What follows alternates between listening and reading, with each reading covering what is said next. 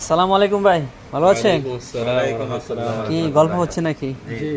আচ্ছা, একটা বিষয় জানতে চাচ্ছিলাম যে আগামী 9 তারিখ ঢাকা বিশ্ববিদ্যালয়ে যে ইলেকশন হতে যাচ্ছে, ডাকসু নির্বাচন, সেখানে ভালো ফলাফল কে করতে পারে? আপনার এখানে দুইজন আছে, একজন হলো ছাত্র দল থেকে, একজন হলো ছাত্র শিবির থেকে, এবং অন্যান্য প্যানেল থেকেও আছে। বিশেষ করে ওখানকার সম্ভাবনা বেশি ছাত্র দল এবং ছাত্র শিবির। তাদের মধ্যে কে ভালো ফলাফল করতে পারে আপনার চিন্তা ভাবনা? আমার চিন্তা ভাবনা, মানুষ এখন বেশিরভাগ সাপোর্ট দেবে ছাত্র শিবিরের। কারণ আমরা তো বিগত দিন দেখে আসছি, ফেসবুকে ইউটিউবে সব জায়গায় দেখি শিবিরদের কোনো মানে ব্যাক রিপোর্ট নেই, কোনো খারাপ তো কোনো সেই report হিসাবে নেই। আপনি সেই সাদিক হিসেবে কায়েম হ্যাঁ। ভাইকে সাপোর্ট করতেছেন। জি, জি। আপনার কাকে সাপোর্ট করতেছেন? আমারও খেয়াল যে ছাত্র শিবির থেকে যাবে ইনশাল্লাহ। ইনশাল্লাহ। ভাই, আপনি দেখতে মনে হচ্ছে, আচ্ছা তারপর আপনি বলেন তো কে যেতে পারে?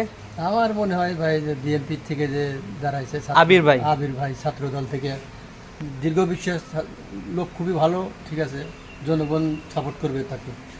এখানে আমরা তিনজন ভাইদের সাক্ষাৎকার নিলাম, তো দুইজন ভাই বলতেছে সাদিক কায়েম ভাই, একজন ভাই বলছে আবির ভাই। আমরা সবার শুভকামনা রইল। দেখা যাক আগামী 9 তারিখ কি হয় ফলাফল, ইনশাআল্লাহ।